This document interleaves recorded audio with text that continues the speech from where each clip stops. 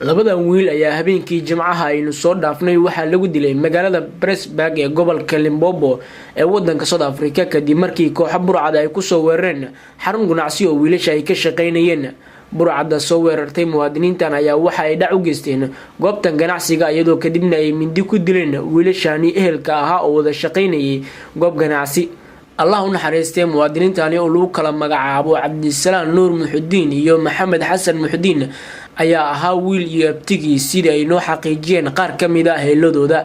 aaska muwaadiniintani oo dhacay xilli habeen ah ayaa waxaa ka soo qayb galay qaar ka mid ah bulshada Soomaalida ee gobolkaasi iyo madaxda jaaliyadda kuwa oo si weyn uga xumaa falka naxdinta leh ku yimid labada wiil iyadoo halkaan ay madaxda jaaliyadda ay tacsi uga direen eheladii asxaabtii ay ka geeriyoodeen Cabdisalaam iyo Maxamed. Allah u naxariistay ayadoo sidoo kalena warbaahinta qaranka ay la hadleen qaar ka mid ah dadkii ka soo qayb galay oo markii ay hadlayeen ilmeynayay murugada ay dareemayaan darteed. magacaygu waa Aadan Cusmaan Cumar gudoomiyaha Somali Community Board ee South Africa gobolka Limpopo.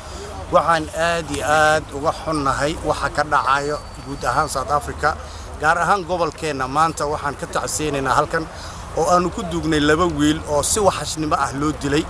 waxaan cambaaraynaynaa haddaanu nahay Soomaalida ku nool South Africa, waxaanu cambaaraynaynaa dhibaatooyinka nalagu haya gaar ahaan gobolkeena Limpopo. ma jirin horay wax u jira, laakiin hadda waxaad moodaa in dhibaatadu ay si gaar ah noo quseynayso. wiig ka horeeyay waxaan duugnay wiil kale oo la toogtay.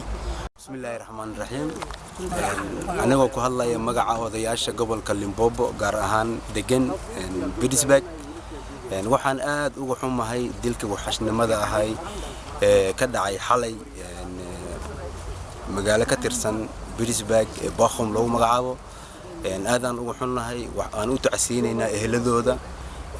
aadaan uga xunnahay insha Allah biidhnillaahi kariim in jannada Ilaahay ka waraabiyaan insha Allah biidhnillaahi kariim. billahi waxaan ku qabno madaxweyne Xasan Sheekh iyo ra'iisul wasaare Saacid Professor Jawaari waxaan u sheegaynaa saddexda gole ee dawladda federaalka Soomaaliya in ay sida ugu dhaqsiyaha badan safaaradooda wadanka ka rartaan, Soomaalidana ay ka daad korayaan diyaarad sida ugu dhaqsiyaha badan ee u soo diraan.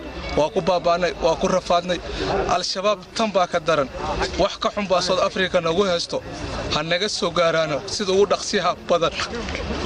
si kastaba ahaatee dhacdadani ayaa ku soo aadaysa xilli ay jireen dareen cabsi ah oo muddooyinkii u dambeysay ka muuqday bulshada Soomaalida ee ku nool wadanka South Africa kadib markii falal ka baxsan bini'aadanimada ay caalamku idin la ka argagaxeen lagula kacay laba wiil oo Soomaali ah oo kuwa ka shaqeynayay goob ganacsi oo ku taala gobolka Eastern Cape magaalada Port Elizabeth. Cabdullaahi Maxamuud Amiin, Cabdullaahi Qorshe, TV-ga qaranka Soomaaliya, magaalada Cape Town, wadanka South Africa.